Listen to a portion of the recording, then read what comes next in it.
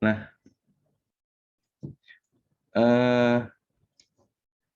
benar tadi. Oh ya, di sini complete and lacking any misrepresentation. Nah, kemarin kalau nggak salah ibunya juga udah nyoba ngejelasin lebih lengkap tentang hal ini. Jadi komplit di sini datanya itu berarti lengkap, komplit lengkap ya. Lengkap di sini maksudnya dia itu representatif dari populasi yang diinginkan. Nah, representatif itu cara nyarinya gimana? Nah, itu nanti yang bakal kita bahas di slide-slide selanjutnya. Nah, terus yang kedua, ini pakai use the appropriate statistical tools. Nah, ini ada banyak nih statistical tools-nya. Kayak misal ada Excel yang paling gampang, atau enggak Stata. Terus ada Evius, atau mungkin yang lagi booming sekarang yang baru R sama Python.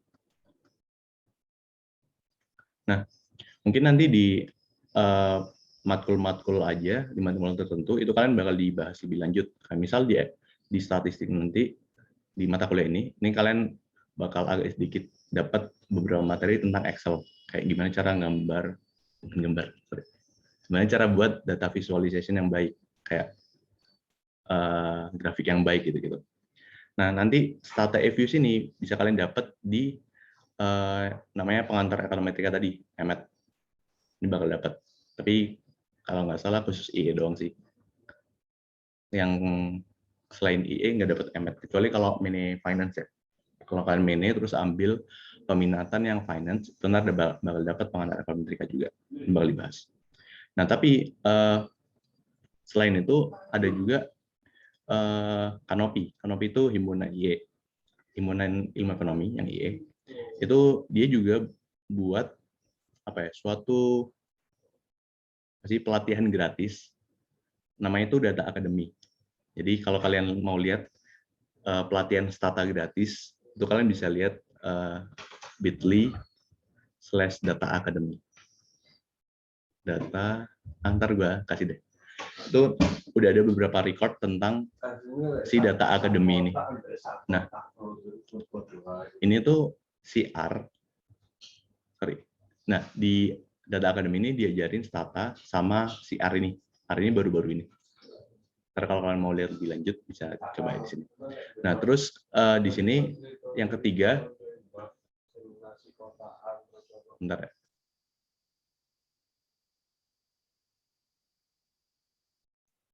Nah, ini tuh yang ketiga, clearly communicate. Jadi gimana caranya kalian bisa membuat visualisasi atau enggak apapun itu, information dari apapun itu ke dalam written language. Written language ini berarti visualisasi dalam bentuk gambar. Gimana caranya kalian bisa menyajikan data dengan bagus, dengan tepat, pakai grafik yang benar tapi juga simple. Jadi di sini juga tujuan marketnya bisa dilihat dan disesuaikan. Karena kalau misal kalian buat report suatu penelitian gitu, tapi tujuannya buat awam, masyarakat awam, kalian perlu ngebuat gimana caranya masyarakat awam itu bisa paham grafik yang kalian sajikan dari data-data yang ribet. Nah, itu gunanya statistik. Nah, ini jenis-jenis statistik. Ini ada dua intinya. Nanti ada yang namanya deskriptif statistik, ada yang namanya inferensial statistik. Bedanya apa? Kalau deskriptif intinya dia tuh cuma nge-collect dan nge-presenting data dalam bentuk charts and tabel. Jadi dia tuh cuma ngebuat suatu fakta dari data yang udah ada. Misalnya nih, gue mau ngambil sampel dari FEUI sebesar 400 student untuk ngambil tingkat pengeluaran dan pendapatannya. Dan misal di sini average gue dapat dari 400 student ini, ternyata rata-rata pendapatan dari semua sampel itu adalah sebesar 1,5 juta. Nah, jadi di sini gue cuma bisa menginterpretasikan dari hasil sampel tanpa ada maksud ingin merepresentasikan keseluruhan populasi. Misalnya di sini sampelnya cuma 400 kan. Populasinya itu berapa ya? Kalian seangkatan berapa? Lupa deh. Seangkatan FEUI. 800-an kayak. 800 ya? Berarti belum nambah. Ya, anggap aja 800 sudah. Berarti kali 4 angkatan, berarti sekitar 3.200 gitu.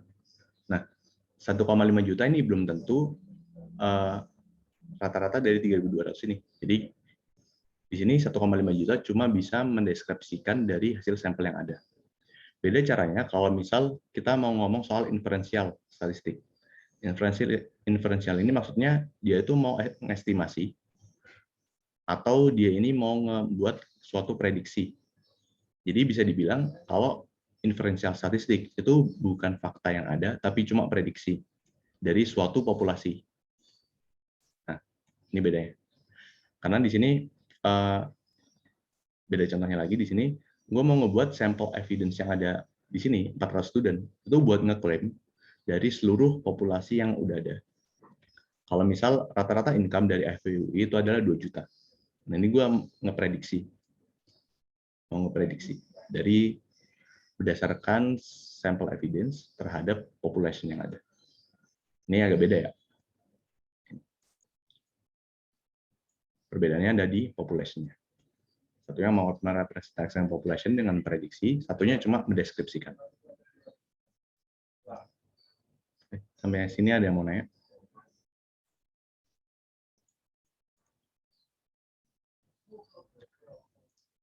Oke. Belum, Kak.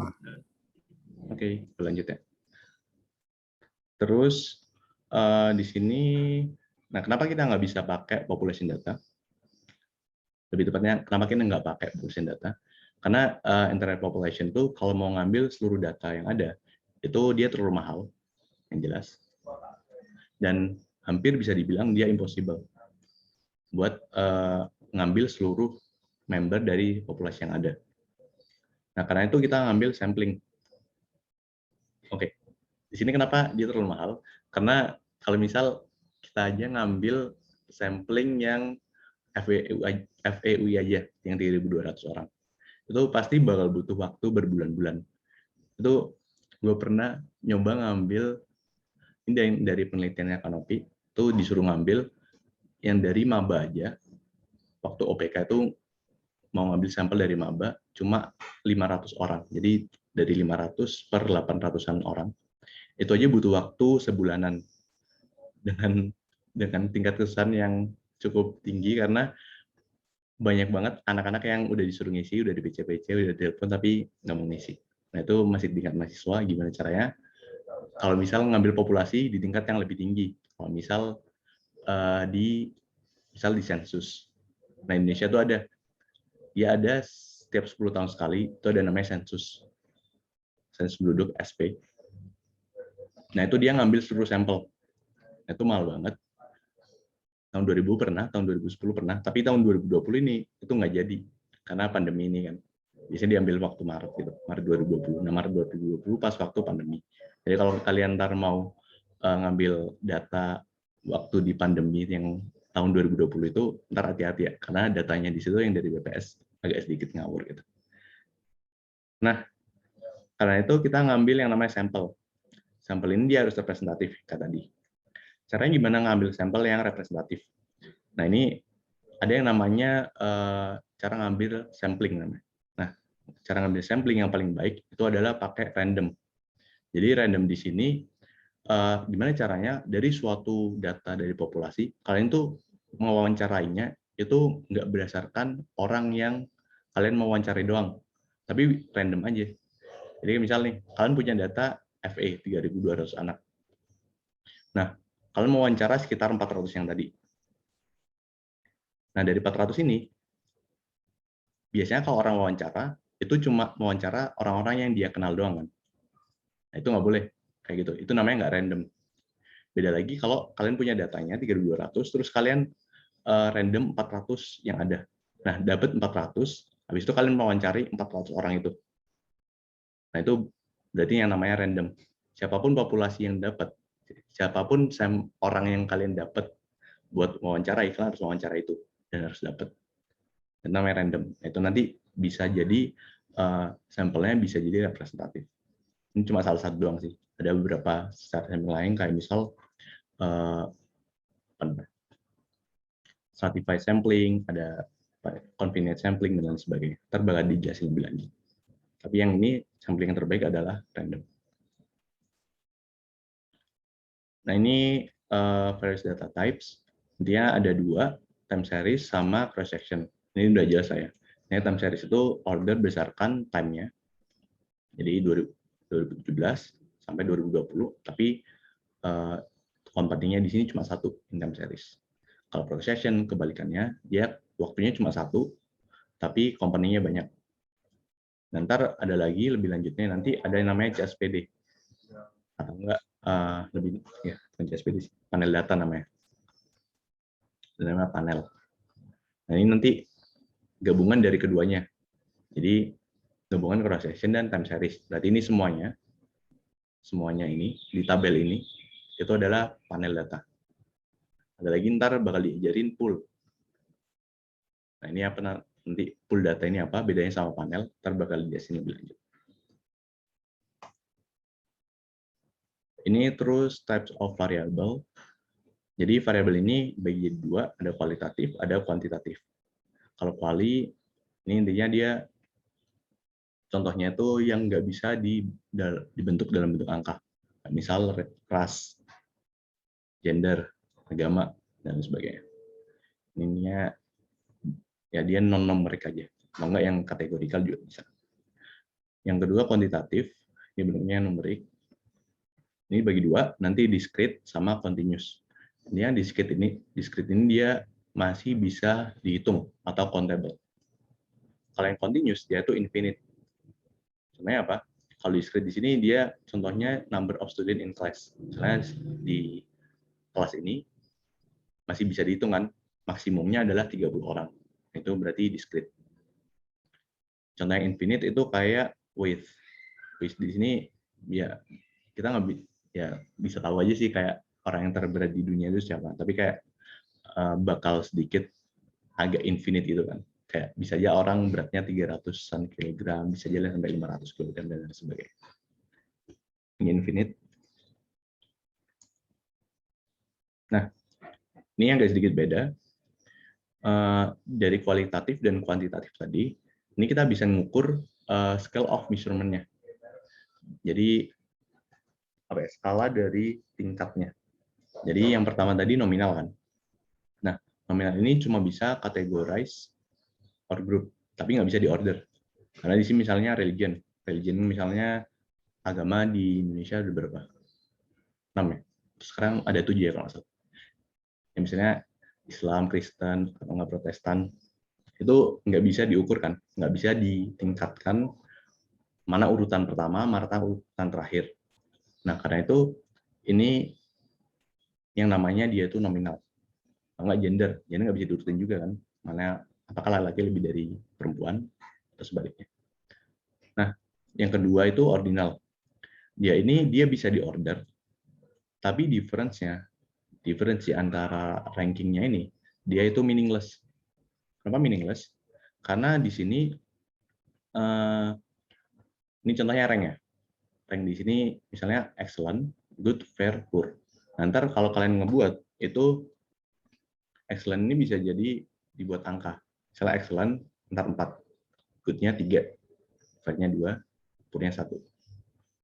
Nah, kita nggak bisa ngukur kalau normalnya kan 1 tambah 1 sama dengan 2 kan. Tapi kita nggak bisa ngomong kalau pur tambah pur itu sama dengan fair. Itu nggak bisa. Karena dia beda maksud. Jadi di sini maksudnya meaningless itu bukan berarti dia tuh bisa ada pengukuran antar tingkatnya. Jadi bukan berarti fair tambah good, dia ntar bisa jadi lebih dari excellent, 5 lebih dari 4. Jadi bukan gitu ya. Ini ordinal. Nah, kalau interval, di sini dia order, dan difference between scale-nya itu meaningful. Dia meaningful. Jadi antara 1 dengan 2 itu bisa jadi sama. Ya, misalnya ini temperatur ya. Temperatur ya kalau temperaturnya lu tambah misalnya 40 derajat tambah 50 derajat ya dia sama dengan 90 derajat. Gitu. Nah, tapi dia nggak ada natural zero. Natural zero ini apa? Intinya di sini apa ya? Zero ini kan 0 kan. Nah, 0 ini bukan berarti suatu yang spesial atau memiliki arti tertentu. Misalkan di sini 0 derajat. 0 derajat itu bukan berarti dia itu nggak dingin. Jadi 0 dan min 1 derajat itu dia sama-sama dingin. Atau enggak 0 sama plus 1 derajat itu sama-sama dingin. Jadi dia nggak spesial gitu. Beda cerita kalau misal di sini gua kasih apa ya, profit deh. Profit di sini dia kalau 0, berarti dia nggak untung kan. Kalau dia nggak untung, berarti dia juga nggak rugi. Jadi ada perbedaan antara nilai plus, nilai 0, dan nilai yang minus. Nah, itu nanti bedanya interval sama rasio. Kemudian di sini semakin ke bawah, dia level of measurement-nya itu semakin meningkat. Ini kayak level of measurement ini bisa dibilang representatifnya datanya semakin baik. Oke. Udah summary. Ya, ini yang tadi statistik ada metodologi buat extract useful information dari sebuah dataset. Terus jadi bagi jadi dua, ada deskriptif statistik dan ada inferensial. Terus kebutuhan dari sampling untuk merepresentasikan suatu populasi, sama dua jenis dari variabel dan scale of measurement. Sampai sini ada yang mau nanya? Nah, tadi mau nanya nih, natural zero tadi gimana? Nah, tadi siapa yang naik? Sorry. Oh, aku Kak. Christophorus. Ya. Nah, intinya natural zero itu benar. Dia natural zero itu 0 itu berarti dia memiliki angka yang spesial. Jadi kalau di interval ini, berarti temperatur itu 0 derajat sama min 1 dan plus 1 derajat itu sama-sama dingin. Jadi dia nggak memiliki arti tertentu gitu. Tapi kalau dia dalam bentuk rasio ini contohnya itu profit, dia ada natural zero, yang berarti 0 di sini dia punya arti yang berbeda dengan plus dan minusnya. Jadi profit kalau 0 berarti dia nggak untung dan nggak rugi kan. Kalau min 1 dia udah rugi. Tapi kalau 0 dia ya nggak rugi, tapi nggak untung juga. Kayak beda gitu. Jadi 0 ini bisa dibedakan antara plus dan minus. Oke Kak, makasih Kak.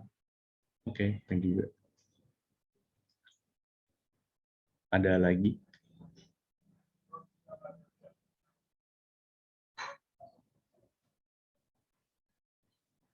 Oke. Kalau nggak ada gue yang nanya. Ini kalau ada yang mau dijawab bisa langsung aja. Jadi ini kalian bisa jawab. Apakah misalkan si gender ini, dia tuh apakah dia merupakan kualitatif atau kuantitatif data? Terus yang B, apakah dia si gender ini dia merupakan yang discrete atau yang continuous? Kalian bisa jawab juga yang buat yang marital status, annual income, and age.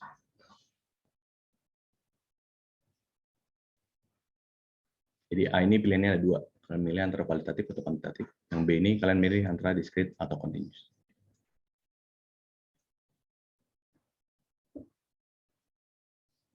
Yang mau jawab? Aku mau coba jawab yang gender. Oke. Gimana? Yang A kualitatif. Kenapa kualitatif? Karena kalau kuantitatif itu yang numerical. Sedangkan kalau gender itu nggak bisa dibagi-bagi gitu, Kak. Oke. Ya benar. Ini yang gender.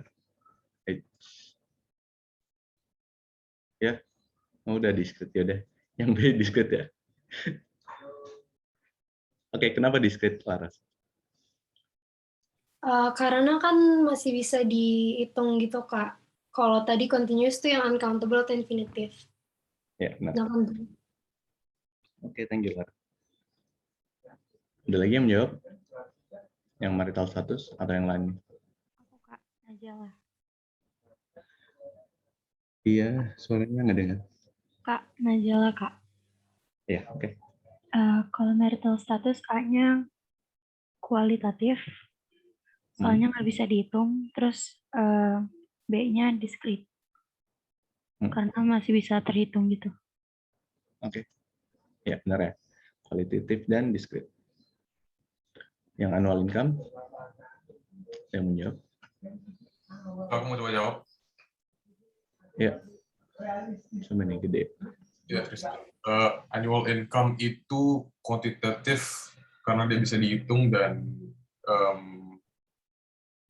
discrete ya kalau nggak salah ya. Kenapa discrete? Karena dia apa ya bilangnya? Bukan infinite atau masih bisa dihitung juga sih. Nah, ini jawabannya continuous ya. Jadi income di sini dia nggak ada batasannya gitu. Kayak orang terkaya bisa aja dia sampai ratusan triliun. Kayak infinite tuh kayak jangkauannya terlalu luas gitu. Kayak nggak sempit. Jadi kalau annual income dia masih masuk ke continuous. Oke. Thank you Tristan. Ada lagi yang H? Aku mau coba jawab yang H, boleh nggak? Ya, boleh. Kalau kuantitatif sama continuous, benar nggak? Ya, kenapa gitu? Soalnya kalau H itu dia masih bisa dihitung gitu. Sama kalau continuous karena dia nggak ada batasannya gitu. Kayak bisa sampai berapa aja. Oke, benar ya. Thank you, Fania. Oke. Terus, yang nomor 2, ini level pengukurannya. Kira-kira apa? Ada yang menjawab? Ordinal bukan Kak? Ya, kenapa ordinal? Nggak tahu, tadi aku kayak ngeliat contohnya soalnya kayak setipe gitu. Yang dari jelasin. Bisa diurutin nggak? Cuma Karena nggak ada dia bisa angkanya. di-rank gitu nggak sih, Kak? Ya, intinya kalau di ordinal dia bisa di rank. Ada ranknya.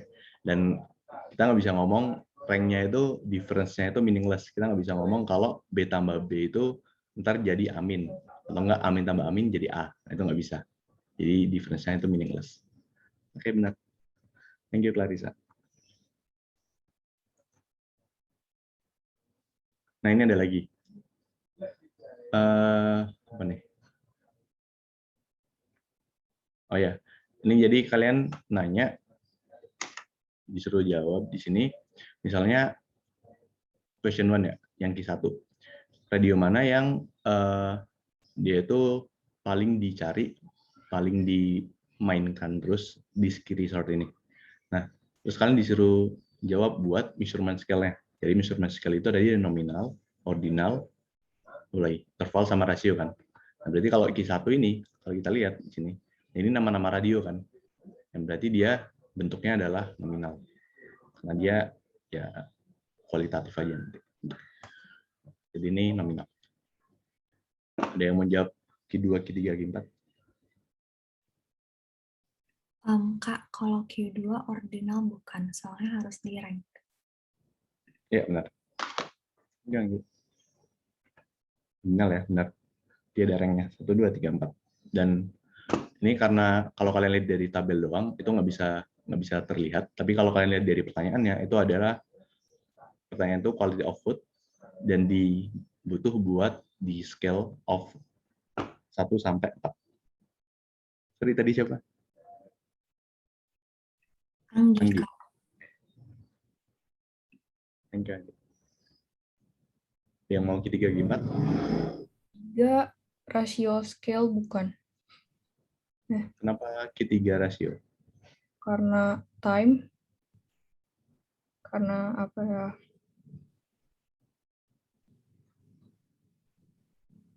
Oke. Ini Q3 masih interval. Jadi dia masih apa ya? Dia bisa ada hitungannya, tapi di sini dia types datanya itu bisa dikalkulate yang meaningful difference. Dia mau Q4? Saya, Kak. Sorry, tadi yang ketiga siapa ya? Deninta, Kak. Oke. Yang keempat ratio ya, Kak? Ya, benar. Yang keempat ratio. Karena Karena ada bisa 0 point gitu. Maksudnya 0 matters. Ya, sini 0 di sini berarti dia nggak spend money kan di sini. Iya. Ya, masih 0. Oke.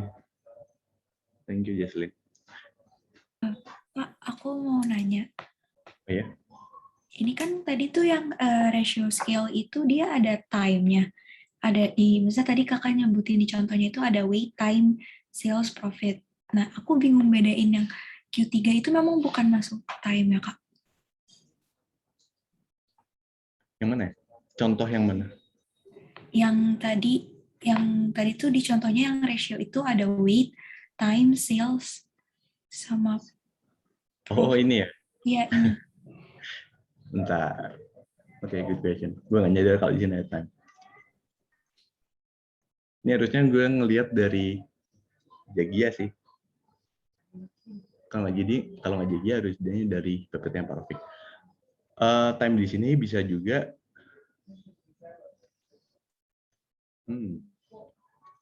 harusnya time di sini dia masuknya rasio sih.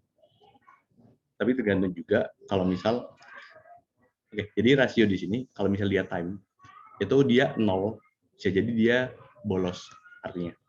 Tapi kalau di sini dia itu time-nya itu time dalam waktu yang waktu 00 sampai 24 jam, maka di sini time-nya nggak mungkin 0.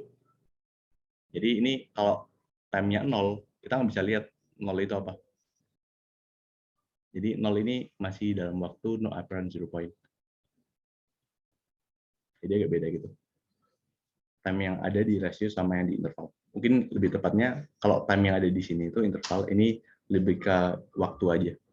Waktu jam 00 sampai 24. Enggak 00 sampai 12 PM gitu. Jadi dia di sini nggak mungkin ada nilai 0.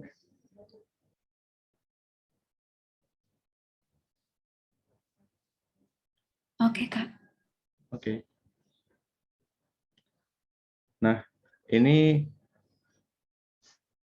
tetap soal yang sama, tapi di sini kalian disuruh nyari useful information dari setiap measurement scale yang ada, dan gimana caranya biar interpretasi dari kalian itu bisa jadi suatu saran buat pengembangan si skill resort-nya ini. Jadi misalnya di sini, buat yang Q1 ya, Q1 di sini radio yang paling nggak banyak didengarkan itu yang mix ini kan. Mix di sini dia cuma 2. Yang berarti dia 10%. Ini kan jumlahnya 20 kan. Berarti 2/20. Yang berarti dia 10% nanti. 10% itu 10% dari sampel yang ada itu cuma mendengarkan yang mix. Yang berarti radio mix ini dia nggak guna. Atau kalau misal dibalik, dia di sini 60% dari yang twins ini dia mendengarkan si kiss. Jadi ini kalau dihitung kissnya ada berapa nih? 1, 2, 3, 4, 5, 6, 7, 8, 9, 10, 11, 12 ya? Ya, 12/20 dia 60%. Berarti ntar sarannya adalah resort, dia harus ini, bentar ya, sorry.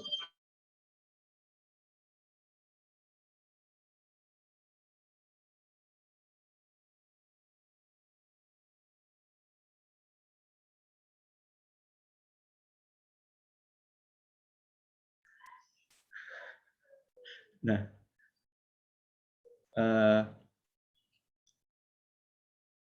tadi sampai mana? Oh ya, intinya di sini kalian harus bisa menginterpretasi mana yang deskriptif statistik. Jadi kalian ngasih suatu interpretasi dari hal yang ada. Terus kalian analisis gimana interpretasi yang ada ini 60% ini bisa jadi suatu hal yang suggestion atau membuat saran buat si skill research-nya. Nah, ini contoh dari Q1. Saya mau Q2 atau Q3, Q4.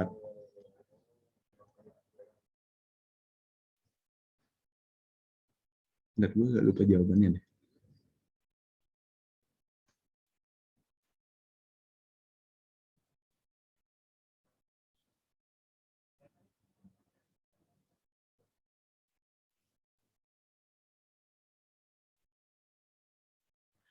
Kayaknya ini bakal lama kan, harus ngitung dulu ya. Jadi langsung aja. Sorry ya. Kedua ini 55% dari Twins. Itu dia ngomong kalau scale makanannya itu dia cuma 5%. Jadi dia masih rata-rata gitu aja. Masih fair. Jadi kalau mau ngitung, ya ini semua ditambah. Terus di rata-ratain, dibagi 20. Terus yang ketiga, ini apa nih? What time sold the main dining area close? 95%. Oh.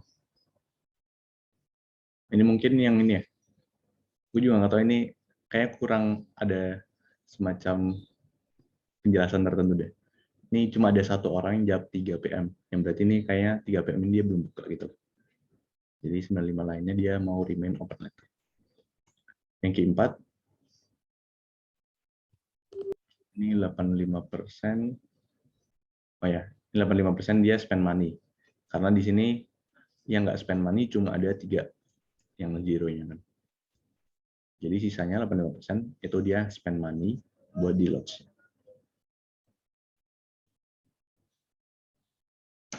Apa lagi? Oh, udah chapter 2. Yang mana ya?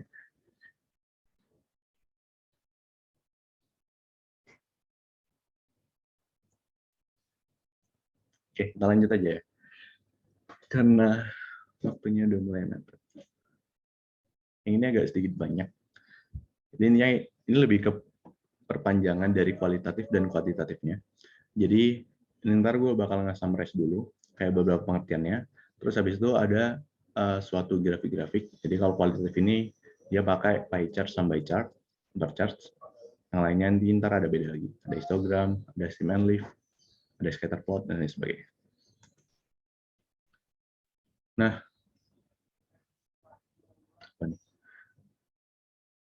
intinya buat nge-organize qualitative data itu butuh yang namanya frekuensi distribution.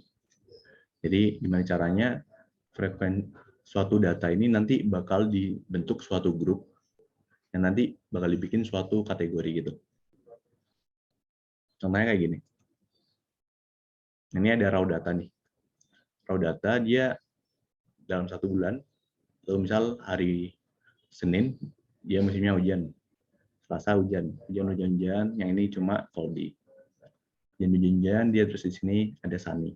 Dan terus nanti bisa diurutin berdasarkan si jenisnya. Jadi cloudy di sini dia cuma 1 kan frekuensinya. Rainy di sini dia ternyata ada 20. Sunny ada 7. Nah, buat mengukur relatif frekuensinya, ini kita tinggal bagi, yang berarti 1/28. Dia adalah 0,036.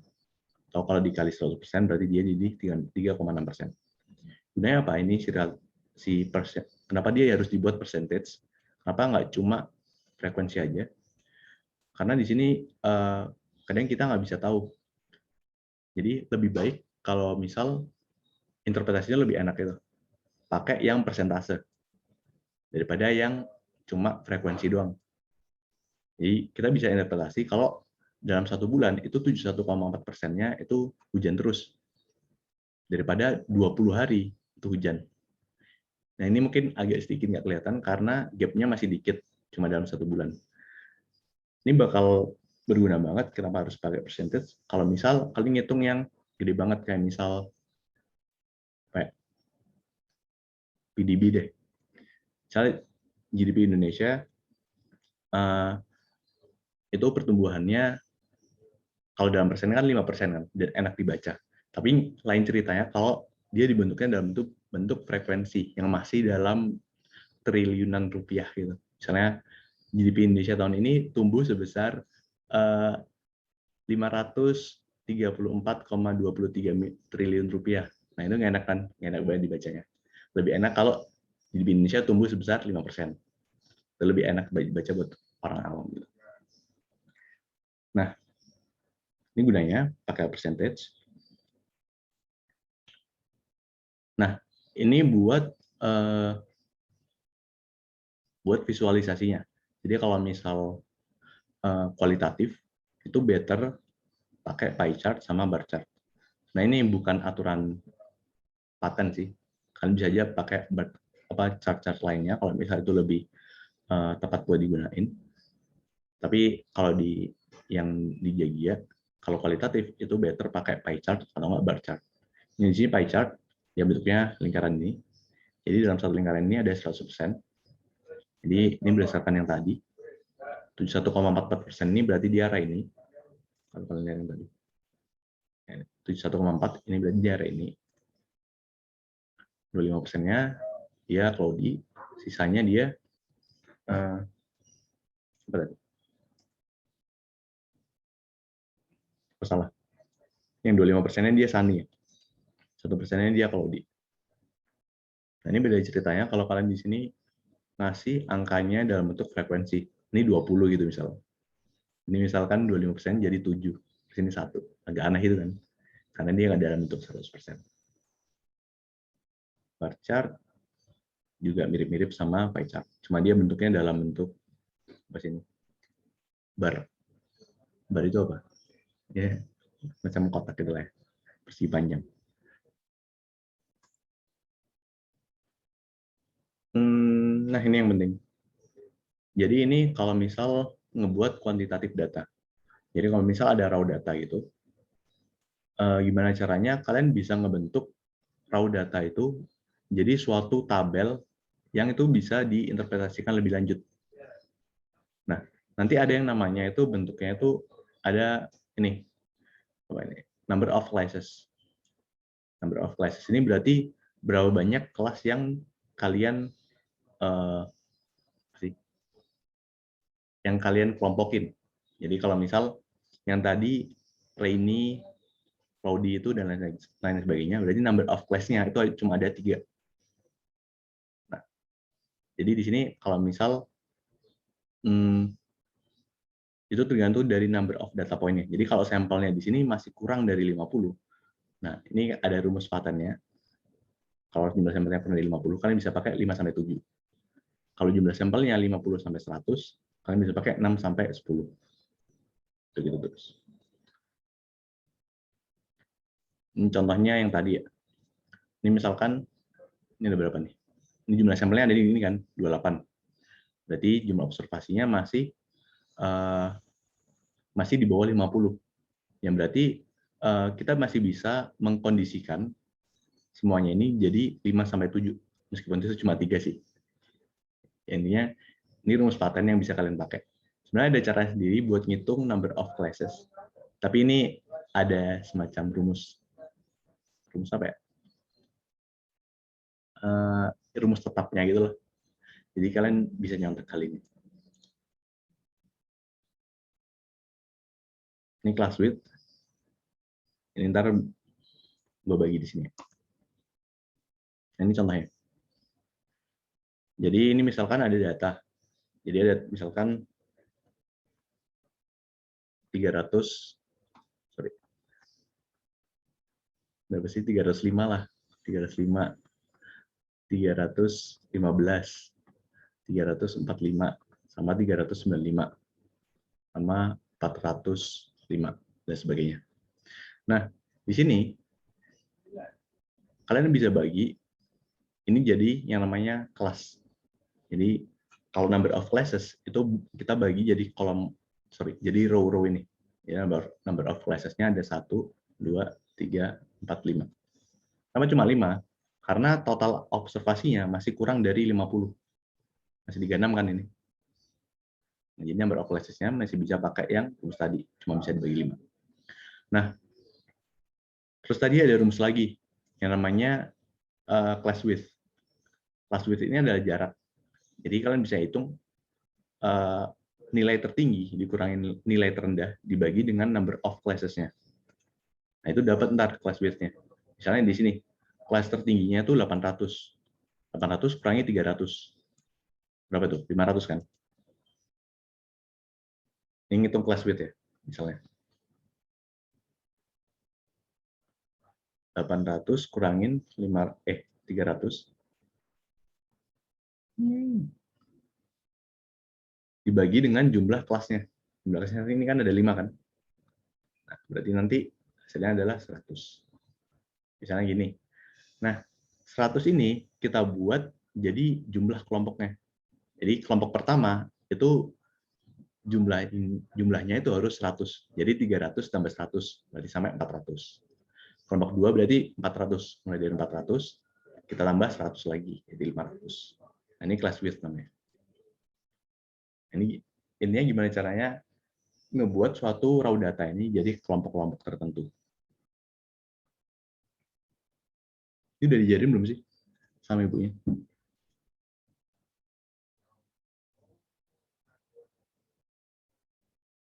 Soalnya ini bakal masuk itu di ujian hampir tiap tahun.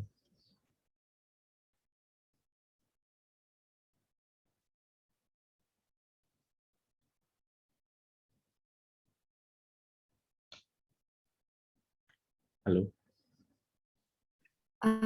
Kayaknya nggak diajarin langsung gitu sih Kak, karena kita disuruh ngerangkum. Terus ntar kalau ada yang bingung baru ditanya. Jadi langsung dikasih exercise gitu. Oh, enggak. Exercise-nya kayak gini bukan?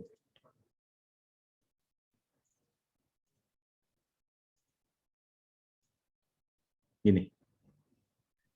Oh, bukan Kak. Bukan. Iya, kayak per kelompok beda-beda gitu Kak dikasih word-nya. Oh. Oke.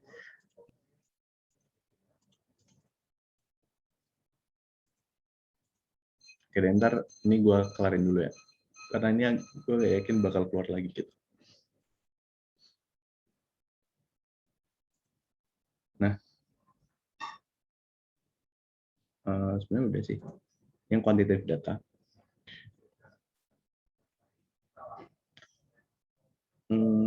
Terus lagi nih. Kayak ini ada kumulatif relatif frekuensi. Jadi yang tadi, kalau misalnya relatif frekuensi itu cuma dibagi dengan totalnya, 4/36 sampai 0,11. Nah, kalau kumulatif itu adalah dia penjumlahan dari yang awal dan sebelumnya. Jadi kalau yang sebelah ini, kumulatif relatifnya itu adalah 0,11 ditambah 0,31 ini. Jadi kumulatif relatif frekuensinya itu 0,42. Yang kedua ini berarti ditambah antara ketiga hal ini.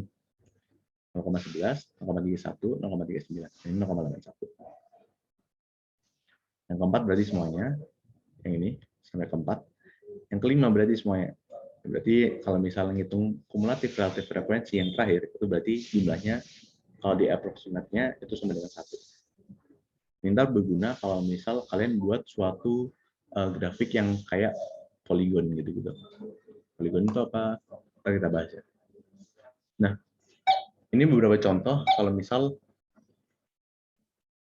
bentar. Ada tamu. Sering banget ya.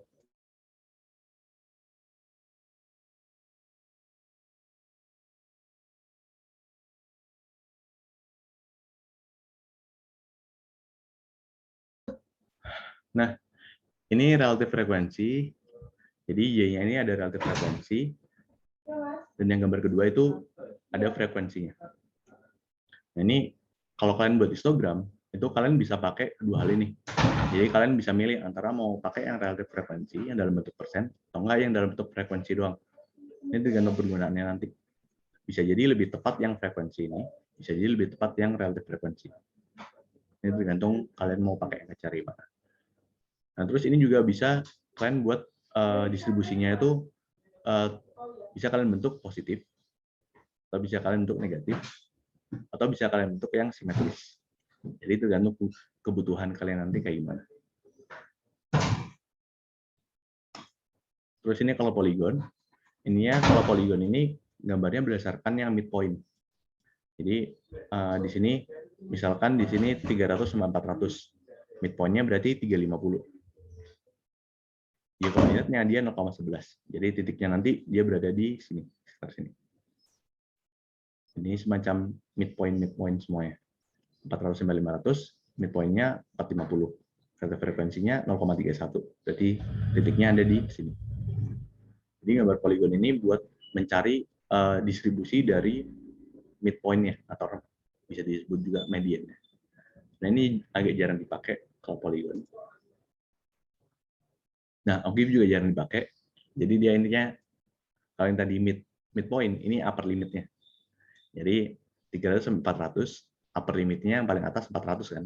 Ya udah 400 ditaruh di sini. Habis itu dia pakai ikon ini yang 0,11. Berarti dia di sini. Ini juga 400 sampai 500, yang paling maksimumnya 500. Jadi 500 di sini. Ini OGIF sama Polygon, ini cukup mirip, tapi juga cukup jarang digunain nanti buat ke depannya. Polygon sama OGIF. Nah, stem and leaf, ini metode yang jadul banget, tapi ternyata tahun lalu itu keluar. Tahun lalu itu kapan? Ya UTS tahun lalu, berarti yang 2020. Itu keluar. Ini di sini kalian mau ngegrupin dari berdasarkan angka yang kiri, yang puluhan atau yang ratusan, terserah. Ya berdasarkan batang dan daunnya. Ya, misalnya kalau dia masih puluhan, jadi stemnya itu misal yang 3, ini kan 3. Berarti 3 jadi stem, yang 6 jadi leaf. Nah, terus yang 4 ini kita cari di sini, oh nggak ada, berarti ya udah, dia nggak ada apapun di sini. Terus yang 5 di sini ada kan 52. Jadi 5, 2. Terus kita cari lagi sampai ada ini 52 lagi. Nah, berarti tulis lagi 2. Ini. Ada 53, tulis lagi. Ini kayak ngegrupin gitu. Gunanya nanti kayak biar enak aja. Kita biar bisa tahu berapa angka puluhan yang cocok buat digrupin gitu. Di angka 50-an ada berapa? Angka 60-an ada berapa gitu.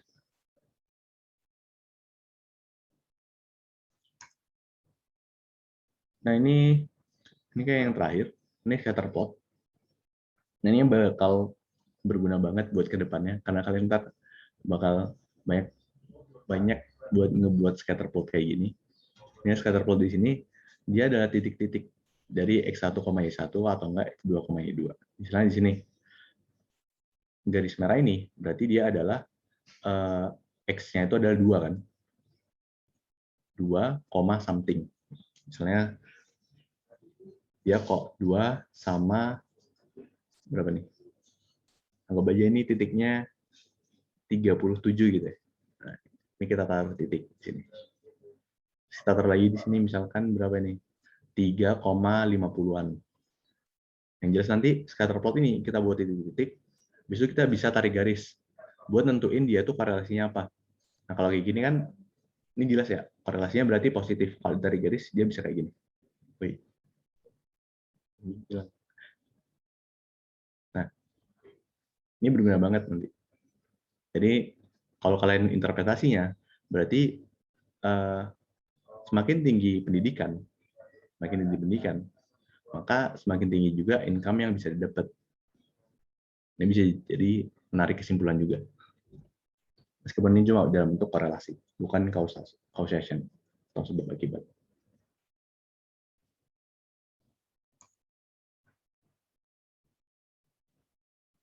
Nah, ini kayaknya agak sedikit susah. Nah, kita lanjut dulu aja. Ini yang penting. Jadi gimana caranya kalian membentuk suatu tabel yang kayak jadi raw data ini. Jadi kita bentuk tabel-tabel, dikelompokin, biar kita bisa ngebentuk suatu chart yang baik. Nah, step pertama itu kita harus cari dulu range-nya atau jaraknya. Nah, jaraknya ini cara nyarinya tinggal dikurangin antara maksimum poin dikurangin dengan minimum poin. Berarti 58 kurangin 12. Berarti 46.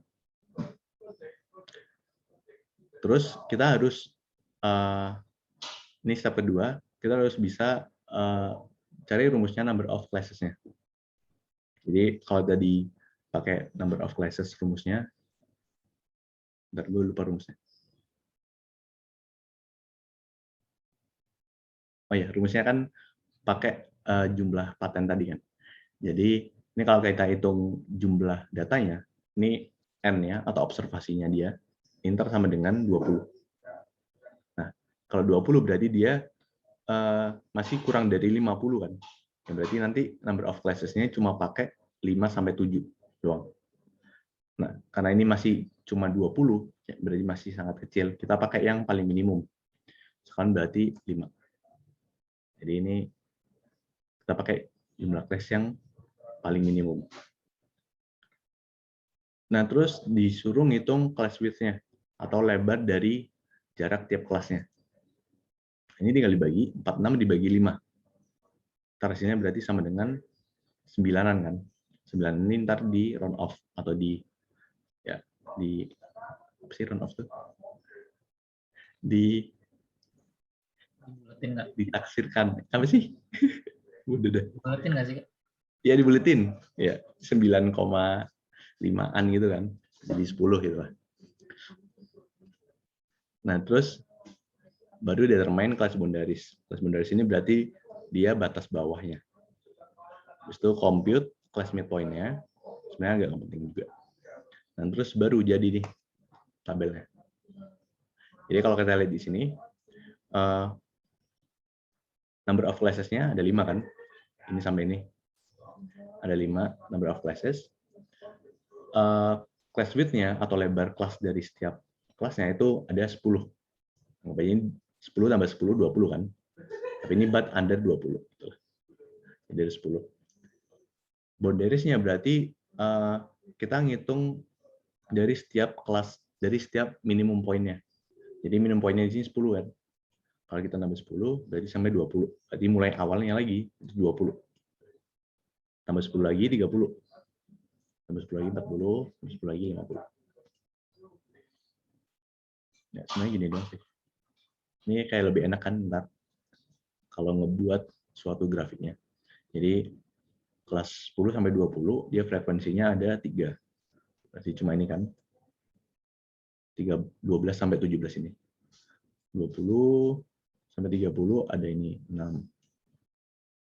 Dan seterusnya. Ntar kalau dibuat bisa jadi lebih enak gitu.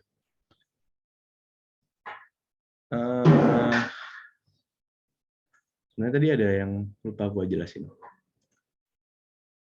Kenapa number of classes ini penting? Jadi kenapa tadi ada rumusnya tadi, kalau kurang dari 50 dia 5 sampai 7, kalau 50 sampai 100 dia berapa? Itu karena mana tadi? Wait. Ya, jauh. Kenapa nggak urut sih? Lupa gue. Nah ini. Ini kan tadi 50 sampai 100 dia number of class-nya 6 sampai 10. Dan lain sebagainya. Intinya di sini karena kalau misal kelasnya kebanyakan, nanti bentuknya itu jadi terlalu luas. Jadi kalian nggak bisa nih interpretasi dari hal ini. Ini kan kalau ditarik garis nggak ada bentuknya gitu kan, dan jelek banget. Ada yang sama, ada yang jelek. Kalau jumlah kelasnya kebanyakan, jadinya dia terlalu narrow. Kalau jumlah kelasnya kedikitan, misalkan tadi cuma jumlah kelasnya cuma 2, bentuknya jadi aneh ini. Bentuk kotaknya cuma kayak gini. Nah, karena itu kalian kalau mau ngebuat jumlah kelasnya, pakai yang rumus ini, tabel ini. Itu emang udah ditentuin atau ada rumusnya gitu, Pak? Sebenarnya ada rumusnya, tapi gue lupa rumusnya. Kalau nggak salah ada rumusnya sih. Tapi di Jagia itu, ingat gue nggak ada. Tapi di internet itu ada aneh. Dan gue baru tahu tahun lalu gitu kalau ada rumusnya. Tapi biasanya orang-orang pakai ini. Oke, Kak.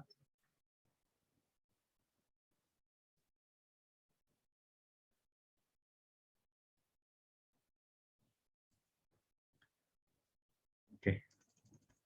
Udah mau nanya dari yang situ tadi? Aku mau nanya, Kak.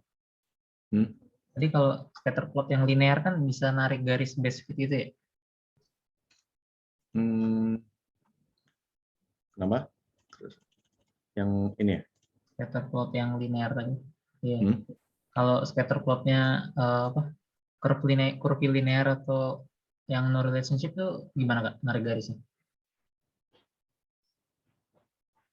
No relationship. Nah, kayak itu good question ya. Jadi misalkan misalnya nih, kalian buat suatu data, nanti titik-titiknya tuh nggak jelas. Kayak bentuknya gini. Kayak lingkaran gitu lah. Nah, kalian nggak bisa narik nih, apakah ini positif atau negatif? Karena nggak bisa kan. Nah, jadi ya udah kalau misalnya di sini correlation-nya ya nggak ada. Ntar correlation tuh ada kalau kalian di statu bentuknya itu angkanya berapa ya? Gue lupanya, gue taunya di stata. Ini ya, kalau di stata itu ada namanya. Bentuknya itu multicollinearity. Jadi angkanya itu 0 sampai 1. Kalau dia 1, berarti dia semakin correlation itu semakin kuat. Kalau dia mendekati 0, berarti dia korelasinya semakin nggak kuat. Jadi ini sebenarnya garis ini semakin dia linear, semakin dia tarik garis lurus, maka angkanya itu semakin mendekati 0. Karena di sini dia masih 45 derajat kan. Anggap aja ini berarti 0,5. Semakin dia landai, semakin dia ke sini, semakin dia ke sini, semakin dia ke sini. Ini angkanya semakin turun. Sampai di sini titik ini berarti dia nggak ada korelasinya, berarti dia 0. Ini ada juga yang kayak gini. Meskipun agak jarang sih. Oke, makasih. Tapi nggak diajari kok kalau misal di statek.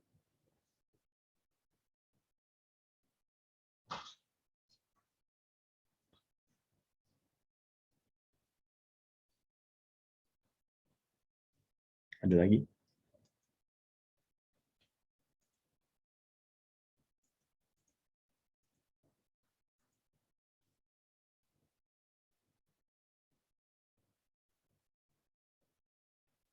Oke, kalau nggak ada, ini lanjut lagi. Ini yang terakhir, ini stem and leaf. Jadi kalian bisa buat apa ya? Jadi ini bentuk angkanya ratusan kan. Gimana caranya kalian bisa ngelompokin semua hal ini menjadi 5 stems. Yang berarti nanti cuma ada 5 batang doang. Ya. Nah, ntar contohnya kayak gini. Ini gue kasih soal atau enggak? Enggak deh. Gue jawab sendiri aja. Ini jadi 5 stems kan. Jadi ini cuma ada 5. Berarti kalau kalian di sini cuma ada 14 sampai 18. 180-an gitu. Jadi ini bisa dibuat. Sekarang 1, 4, 7 cuma ada 1 kan. Maka itu bisa buat di sini. 48 ternyata ada 2. Ya udah dibuat di sini. 48 lagi. Sini ada 3. Kelasnya 3. Jadi ini dibuat gitu. Ini ada stemnya, ini ada leaf-nya. Ntar kita bisa total di sini. Ini berapa? Berarti ini ada 4 kan? Ya udah 4. Jadi kalau kita buat di sini 15, ini bisa lagi. Ini berarti ada mau jawab nggak?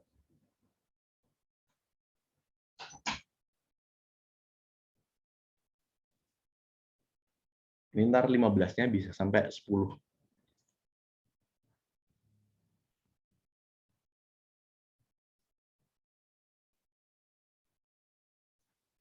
Kenapa kak tadi pertanyaannya?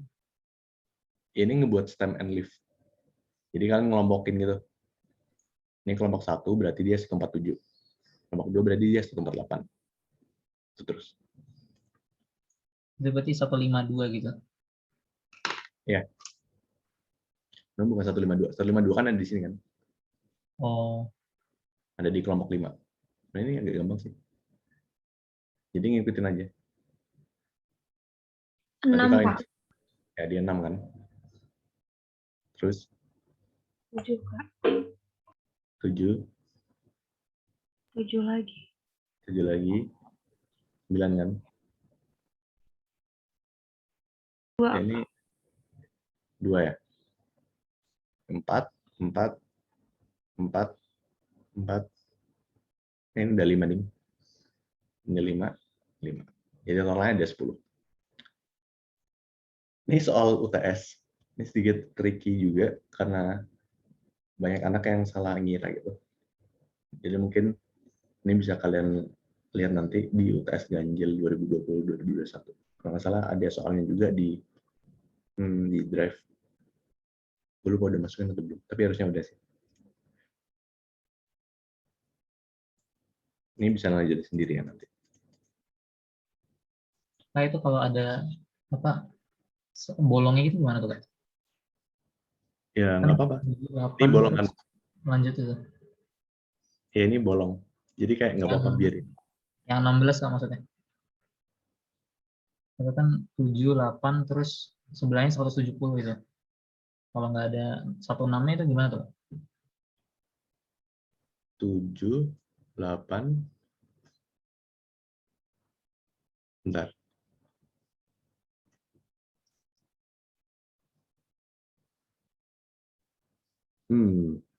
Gue lupa deh kuncinya gimana. Tapi harusnya nih tetap dilanjut yang sebelahnya.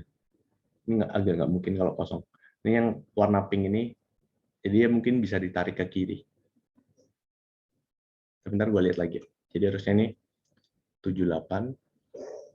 Terus yang selanjutnya berapa tuh? 1 ya? Iya 1. 2, 3, 4, 5, 6. Harusnya kayak gini sih.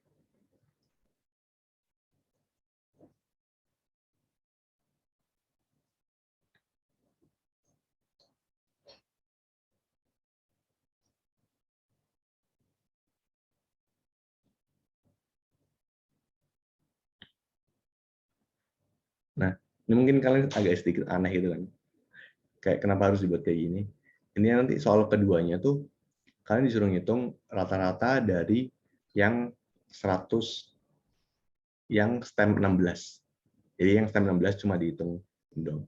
Jadi kalian bisa langsung hitung, oh berarti ini 167 tambah 168, 161, sampai 166. Dan dibagi 8. Tapi cuma STEM Live ini kalau di atas-atas itu nggak bakal dipakai lagi anjir. Statu, MMAT, dan matkul-matkul lainnya. Soalnya metode yang jadul banget. Tapi ya udah.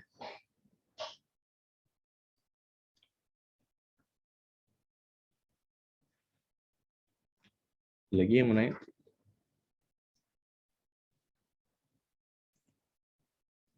Ini udah.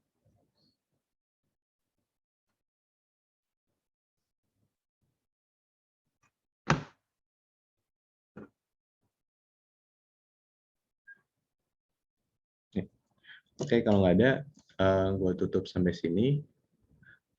Ntar kayaknya nama-nama yang tadi nanya dan jawab, gue coba kirim ke grup ya, buat konfirmasi ke kalian. Oke, sekian dari gue guys. Terima kasih dan maaf kalau misalnya ada salah yang ngajarnya. Thank you, Kak. Terima kasih Kak. Terima kasih, Kak. Ya, Thank you, Kak. gue tutup ya.